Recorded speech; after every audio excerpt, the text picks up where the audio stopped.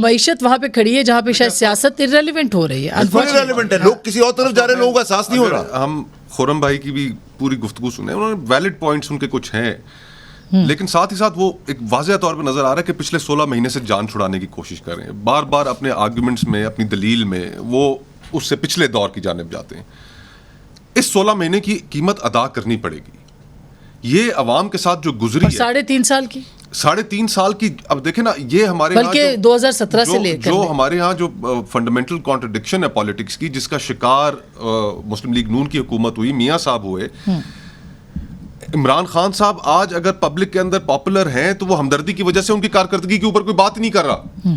تو ہمارے ملک کے اندر پرابلم ہی یہ ہے کہ جب آپ لوگوں کو فیصلہ نہیں کرنے دیتے, اگر یہ الیکشن کی طرف ہم بڑھ جاتے تو ان الیکشنز میں عمران خان صاحب کو اپنی کارکردگی کا حساب دینا پڑتا. آج کارکردگی کا سوال کوئی نہیں ہے, آج تو وہ عوام کے سامنے سیاسی شہید بنے کھڑے.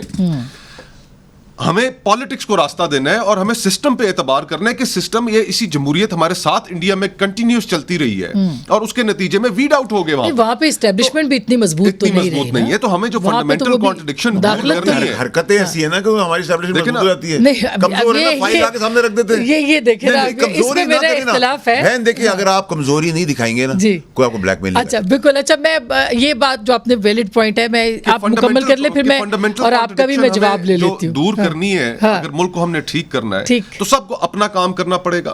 ہماری جو فوج ہے وہ اپنے کردار تک محدود رہے, نہ کسی کی حمایت کرے, نہ کسی کی مخالفت کرے. آج بھی ریگڈ الیکشن ہوں گے, کل بھی. عدلیہ صرف اور صرف انصاف کرے, کسی کے کہنے کے اوپر. یہ بھی سچ بات ہے. دیکھیں نا, یہ بھی ریگڈ الیکشن کے ہر کبھی صاف ہوئے نہیں. جی خرم صاحب, جی جس نے کمزوری نہیں دکھائی اس کو عدلیہ کے ذریعے, ناانصافی کے ذریعے نکال کر باہر پھینک دیا, پھانسیاں لگا دیا.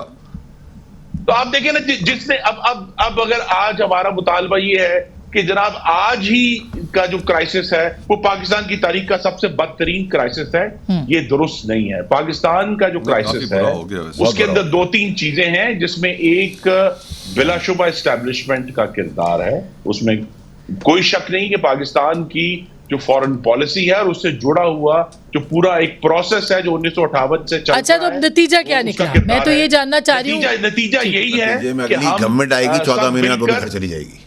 یہ نتیجہ ہے جو یہ باید سنیں. خرم صاحب, یہ بڑی بات کی ہے, پاکستان کی عوام کی رائے جو ہے وہ سب سے مقدم ہے. خرم صاحب, الیکشن ہوا, اگلی حکومت آئی, 14 مہینے میں گھر چلی جائے گی. فیصل وافدہ صاحب کا یہ کہنا ہے. اب تک ان کی کافی پیشن گوئی درست ثابت نہیں. دیکھیے میں یہ نہیں کہتی سیاست کے شیخ رشید صاحب, میں پھر یہ کہوں گا کہ وہ سب لوگ جو سیاست میں ہونے کے دعوے دار ہیں, شام غریباں پڑھنا بند کریں اور اب قوم کو بتائیں, جس میں میں بھی شامل ہوں, کہ آنے والے دنوں میں اگر عوام انہیں ووٹ دیتے ہیں تو وہ قوم کو اس مشکل سے کیسے نکالیں گے, ان کا ریکارڈ کیا, انہوں نے سیاسی مسئلتیں یا نہیں کیا, اور یہ بتائیں کہ کیا وہ منشور منشور بھی اپنے منشور بہت اہم ہے, لیکن زیادہ بات یہ ہے کہ کس لیڈر کو پاکستان کے عوام ٹرسٹ کر سکتے ہیں کہ وہ اپنے بچوں کا آنے والا روزگار, اس کی خوشحالی, پاکستان میں جو خارجہ پالیسی میں آگے بڑھنا ہے, بڑے مشکل حالات ہیں, کون ایسا لیڈر ہے جو پاکستان کو آگے لے کر جانے کے قابل ہے. نہایت معذرت کے ساتھ